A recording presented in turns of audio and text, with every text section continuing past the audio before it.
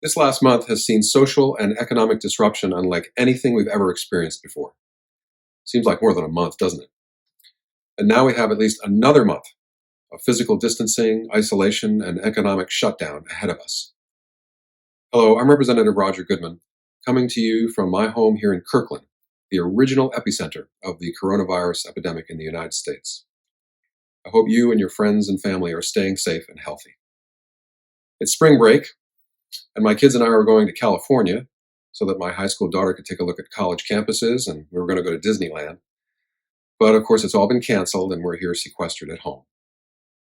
After the recent legislative session, I was going to visit my 94-year-old mom back east, but that's also been canceled. So she and I are just catching up by phone every day. To stay in shape, I'm going outside for vigorous bike rides, but otherwise, I'm just venturing out for groceries about once a week with a bandana on my face. I hope you're also adapting the best you can in this unusual time.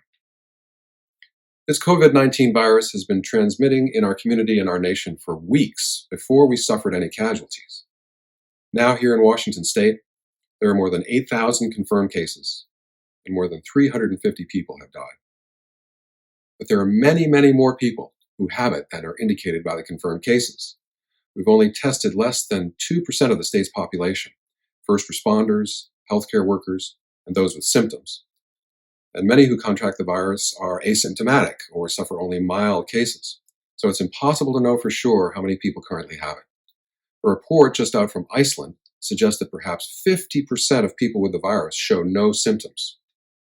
You might not believe that you're at much risk. You may feel inconvenienced or annoyed that your life has been put on hold, or feeling anxiety that your livelihood is in jeopardy. But it's going to take all of us working together to slow this down. Facing this crisis, it's clear that we must listen to the advice of experts and remain calm. We all need to come together by staying apart. By staying home and avoiding unnecessary social contact, we're slowing down the spread of this virus, giving those who do have it a better chance of survival and recovery, and not overwhelming our healthcare system. There are now some very encouraging signs that our sacrifices are paying off. Here in Washington, the rate of virus-related hospitalizations is declining markedly. Although the virus established its beachhead here for the entire country, our state is no longer in the top 10 for active cases or deaths. We may soon be turning the corner, so we just have to hold on.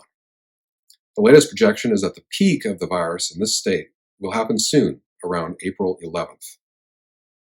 This progress is thanks to inspired and decisive leadership by Governor Inslee and from our exceptional State Health Director, John Weisman, who is a model for the nation. We also owe immense gratitude to our courageous frontline healthcare workers and first responders who are valiantly caring for the sick and vulnerable despite the immense risk, and to our childcare workers, grocery and pharmacy workers, postal and other delivery drivers, janitors, transit and supply chain workers, who are making sure that we have access to food and necessary supplies and services. They're showing up for us. Let's do everything we can to support them. Here at my end, I'm regularly in touch with my legislative colleagues and with the governor's staff and with state and local officials. I've been helping our local first responders facilitate procurement of personal protective equipment and rapid testing results. I've also helped our local hospitals with the information they need to expedite out-of-state and recently retired health professionals so they can get back to work helping with patients. I've been in close contact with our school board members and superintendents and with teachers and parents as we move towards curriculum-based graded online learning, which is set to begin on April 20th. I doubt that schools will physically open again this year, but graded instruction will happen for the fourth quarter. So my kids and yours are going to begin their formal schooling again soon. One incarcerated individual has been tested positive in our prisons, so there's considerable risk of contagion in such close quarters. I'm closely monitoring how the Department of Corrections is screening and quarantining and isolating people. They're doing the best they can, but I'm quite concerned. The economic effects of this crisis are staggering. In response, we've made many adjustments at the state government level, including allowing for online notary services for real estate transactions, for online motor vehicle sales, and online driver's license renewals. For small businesses and homeowners, we've put in place a wide range of relief measures, including mortgage forbearance, delays in rent and tax payments, and a moratorium on evictions. Distressed homeowners are being informed of programs and resources available to them. Federal unemployment insurance has been extended, and cash payments to families will be forthcoming. Student loan repayments are allowed to be delayed. Small businesses have access to loans and grants to pay for expenses and to retain their payrolls. We're just trying to keep everyone afloat. As you know, our state and local parks and sport fisheries are closed, as is most construction activity. I know it's hard to understand, but it's just too difficult to practice the proper physical distancing with those activities right now. Moving forward, we're going to need to ramp up testing significantly.